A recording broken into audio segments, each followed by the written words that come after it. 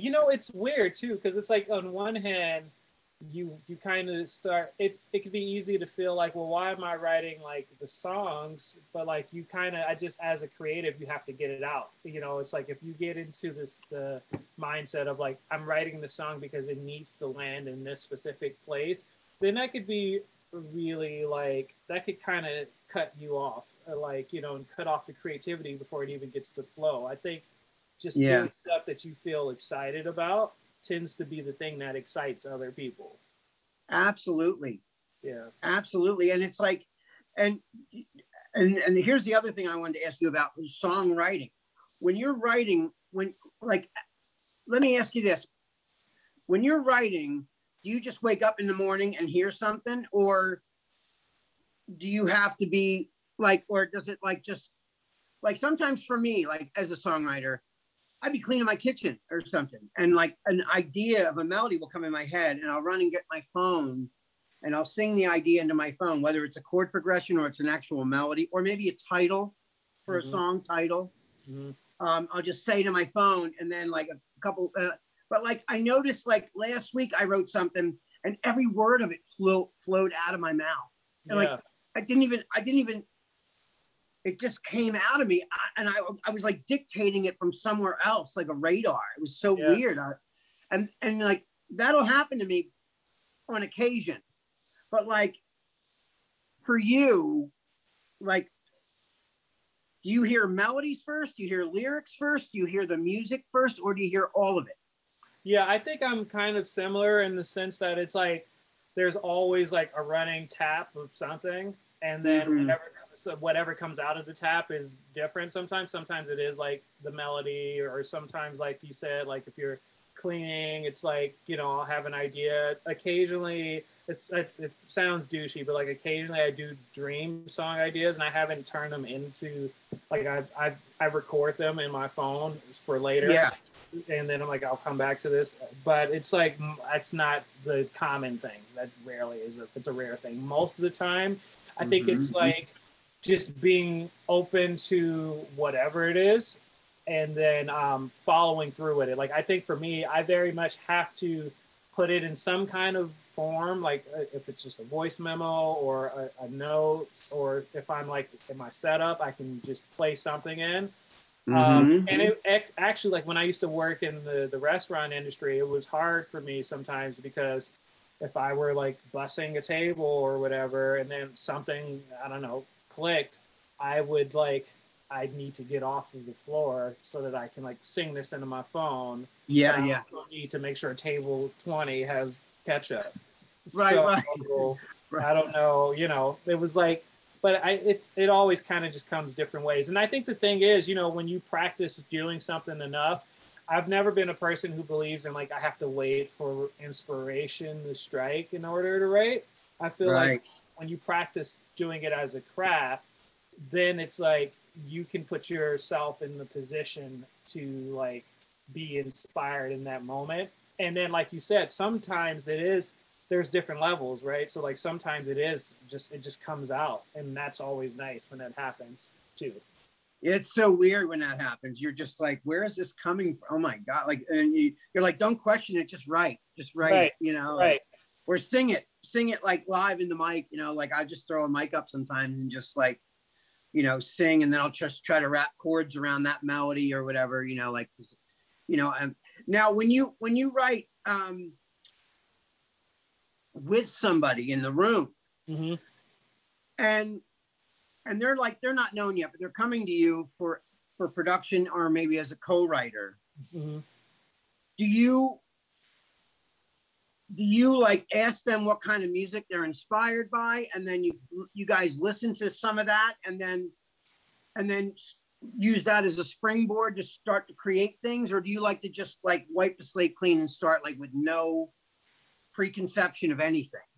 Yeah, you know, for me personally, I generally like in those situations because a Mm-hmm. lot of a lot of co-writes are very much like speed dating, and you're just like, oh, how Yeah. do we get to know each other right now? And when it Right, right. happens, I like to just talk to them just from a human to human place first, maybe Mm-hmm. just ask how they're doing, what's been going on.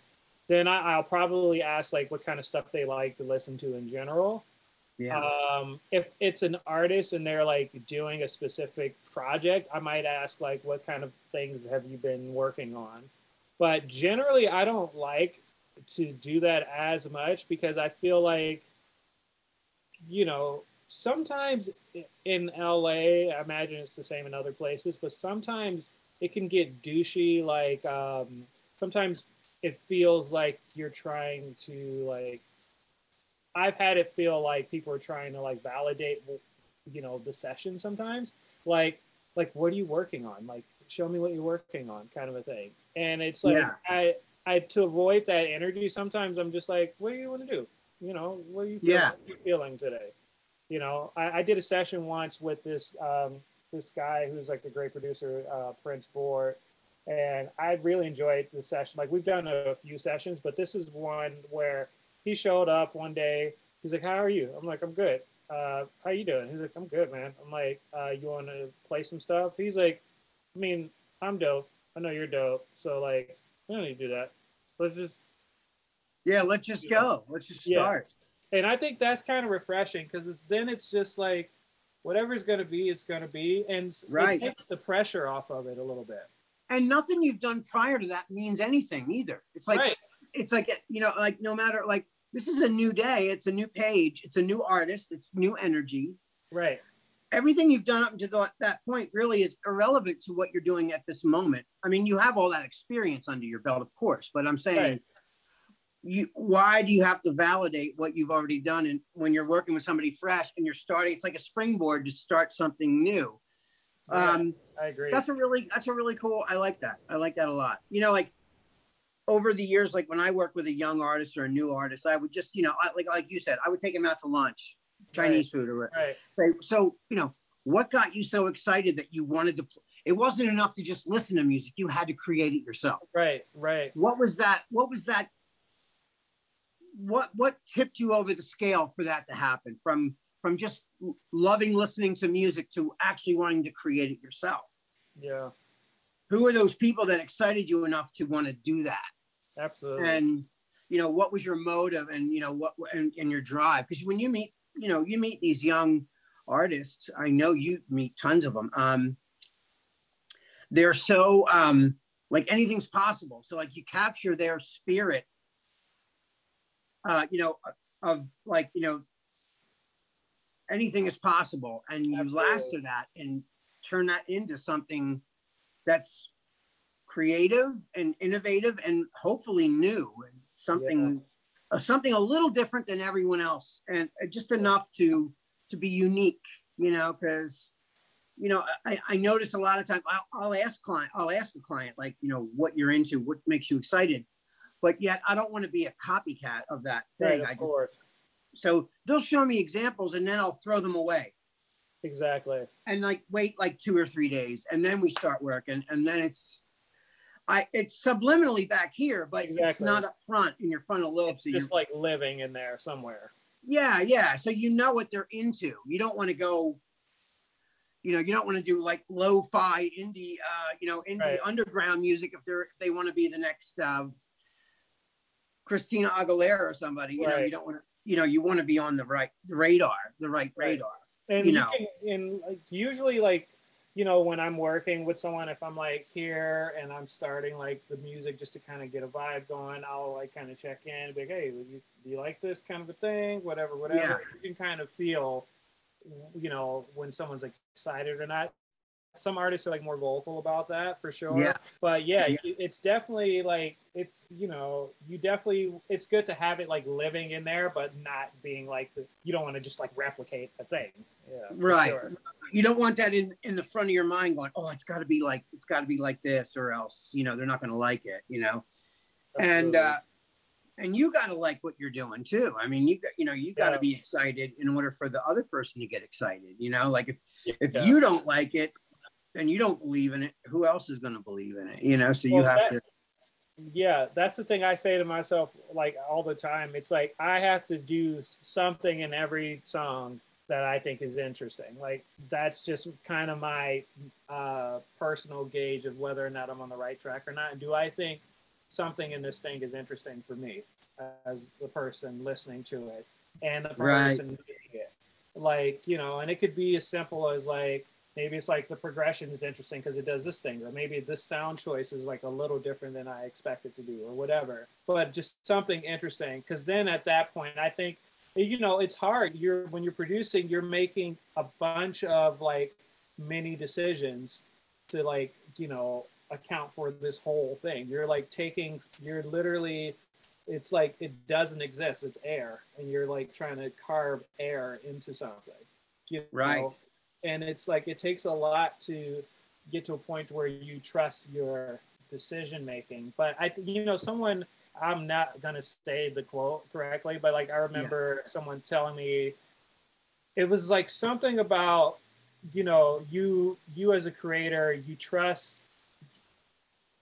you have good taste. Like you have to trust that you have really good taste in order to be an effective creator, because it's like you eventually learn how to get your skill level to be able to like match your own personal taste.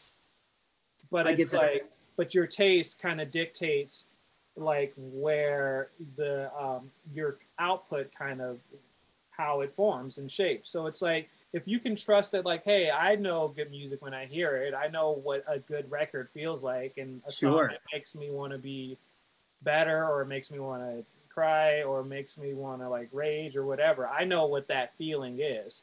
Yeah. So I trust myself to get that feeling.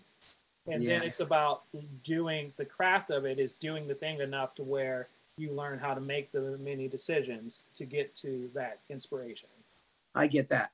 Yeah. Now, when you're writing, do you write lyrics too, Shay? You write lyrics? Yeah, absolutely. Yeah. I have a question for you, because this is something I always run into, and I love to ask other songwriters this question. Mm-hmm. I have a thing called a first verse curse. Okay. Mm-hmm. So I put all my best stuff in the first verse. Mm-hmm. I got my pre-chorus. I'm into my chorus.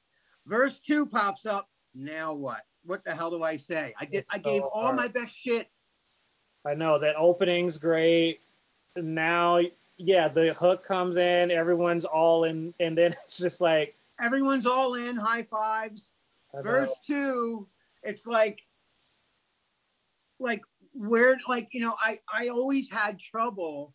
I never have trouble with bridges. I don't have trouble with like a first verse, like, you know, not always. I mean, of course, we all run into you know, situations, but what I'm saying is, like, you know, your first verse, your chorus, your pre-chorus, and for me, my bridge, I never have trouble with, but it's always the second, or God forbid, a third verse. Oh yeah. I'm like, that's why I think I love to write with other people. Mm-hmm. I mean, I don't really love to write by myself, because then it all just sounds like Joe. Right. That makes sense. I want more ingredients than just Joe. I want Shayon ingredients. I want, you know, Nietzsche ingredients. I want, you know, whoever I'm working with at that moment, I want their ingredients. You know, it just makes for a better soup. I think Absolutely. It does, you know. Absolutely. You know, and you know, like years ago, I used to like love to sit down and write a song from the beginning to the end by myself, and then we would debate it later with like band members, like, okay, what about this part of this part?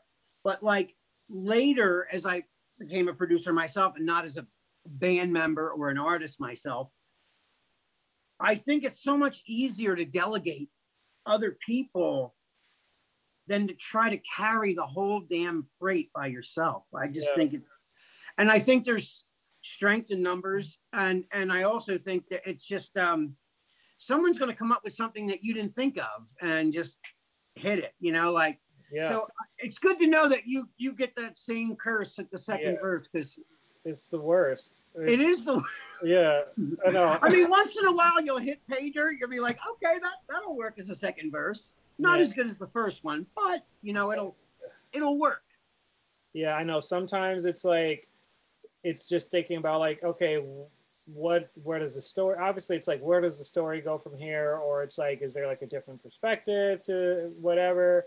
It is always nice though when you have other co-writers. Like I'm a huge nerd in the whole thing, and I always think about like whenever you think of like the X-Men or like the Avengers or something, like everyone No, has yeah. their own powers that you use for different things. Like if you need someone to hold the perimeter, you get someone who's good at that. And it's the same with writing. Like maybe this person is really good rhythmically or whatever, and they're going to approach it differently. And then maybe you think of the second verse completely different than you normally would have. Like, absolutely. Yeah, I just really find it so refreshing to write with a group rather than just like, me by myself, or just even just with one other person. Because if you have different people that are really good at what they do, like you're bound to come up with something. You're bound to come up with something better than you would if you were just sitting in a room by yourself, staring at your computer or a blank screen or a blank piece of paper. It's like, okay, come. Right.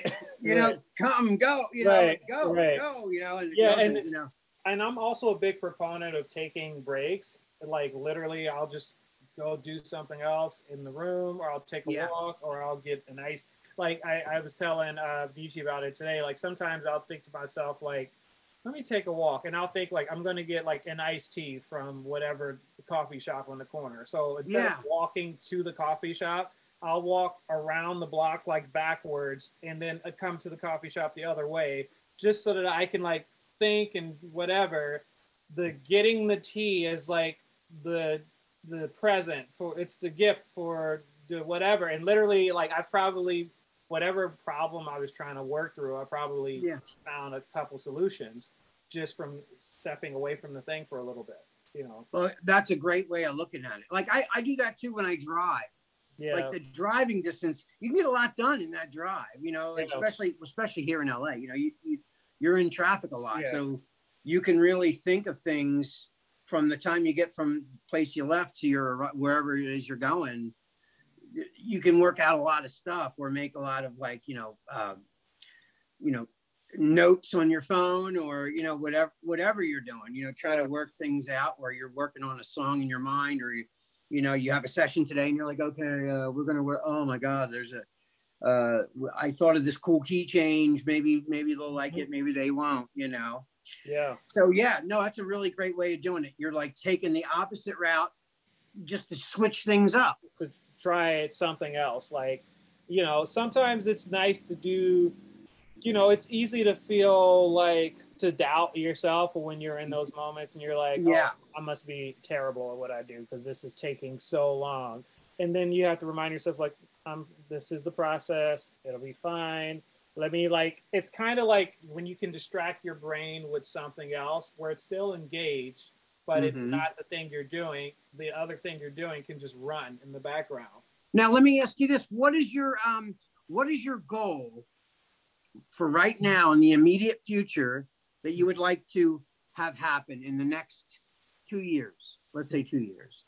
Yeah, I've been looking for the right publishing partner for a while, so it would be great to find that situation. But also, I'd like to have my like first like top 10 Billboard type of thing in the next. That would be incredible.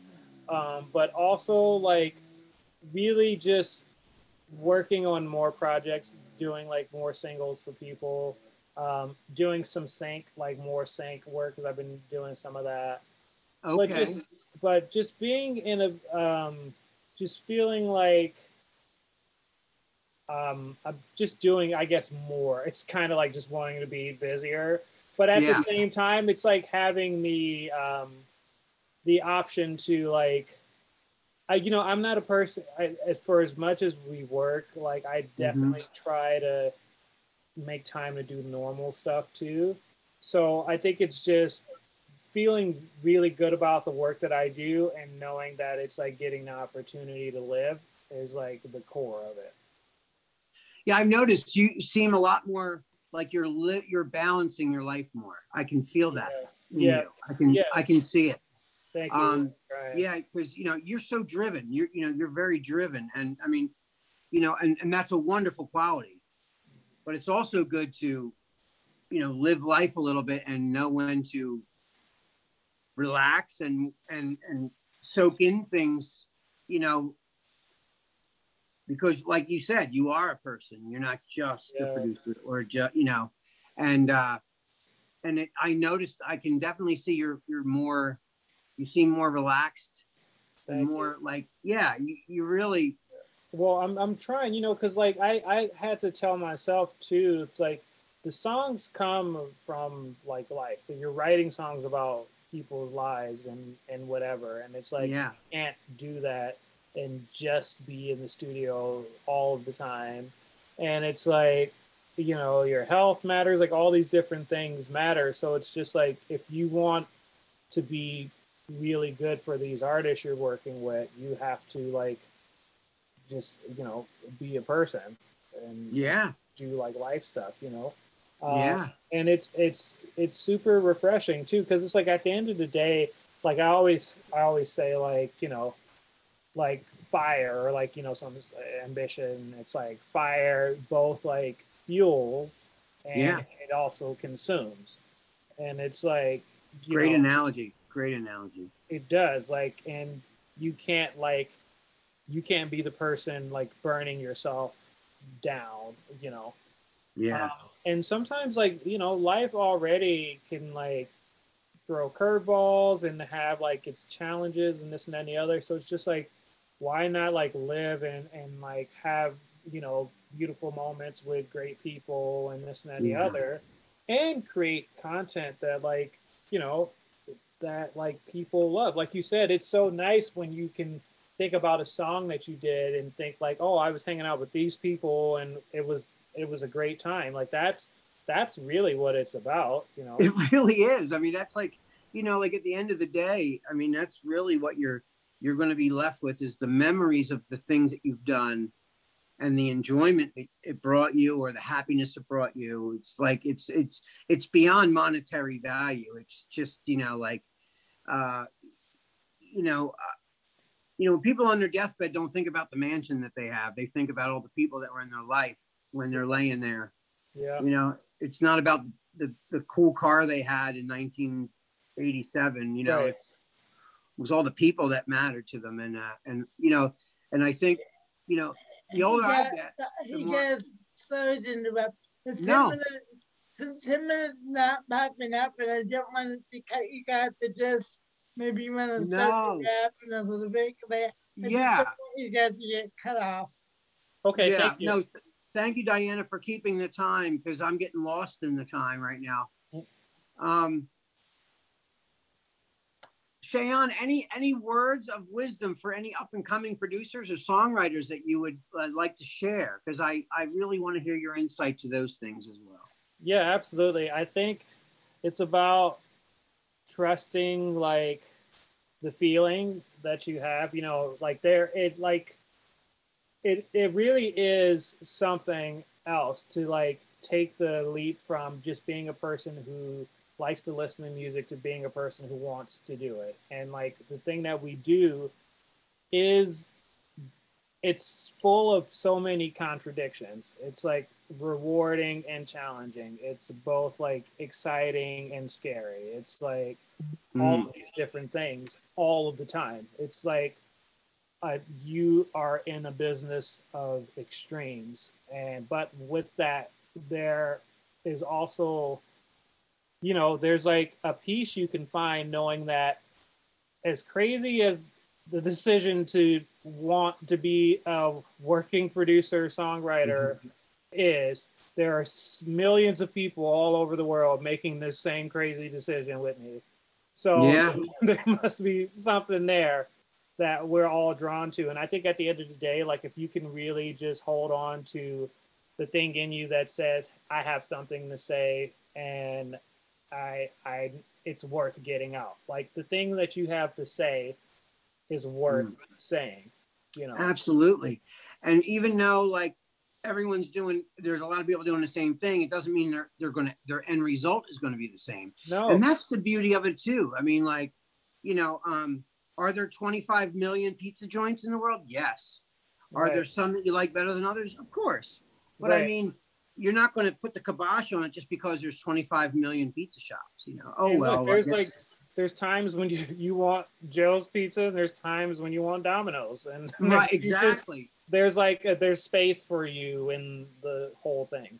And there's something, you know, and I love like learning about new producers and young kids, like these young kids coming up. They're incredible. Absolutely. Some of the people, I mean, they're incredible with what they're doing with music. And I mean, you know, here's me, 57 years old. You know, I don't know how old are you, Shay? I'll be 33 next month. Well, okay, in July. Yeah, I mean, you're still super young, and you're making so much progress. And there's always something to learn from, I think, from everyone. And I think that's the beauty of, like, you never stop learning and never stop growing. And I'm always impressed with, like, I'm so impressed with everybody. I mean, I learn from you all the time. I learn from all these people that are around me, or that, you know, who are in my universe, who I learn from consistently. And you can't ask for better than that. Like, everything around you, if you know how to look at it, they can all be your teachers, you know? Absolutely. You know, and I'm really grateful. I'm really grateful you're doing this interview with me today, and I love it. And I think everyone's going to love it. And Shayon, I can't thank you enough for doing this with me, man. Well, thank you so much. I mean, honestly, like, I tell people all the time, just everything you guys do at, you know, PASW, I think is just incredible. And I'm just so fortunate to, you know, be a part of the story in any way, and like have you guys in my life. And it's just, you know, the clients, and it's just been life-changing in so many ways. And so I'm happy to do anything I ever can to, like, thank you, just communicate, because it's just, honestly, I feel like I'm made better in any and every interaction with, you know, with the studio and with all of you guys there. So, and thank you. It's mutual. Yeah. You changed us too. So for the better. Yeah, that's it. Q Wicket.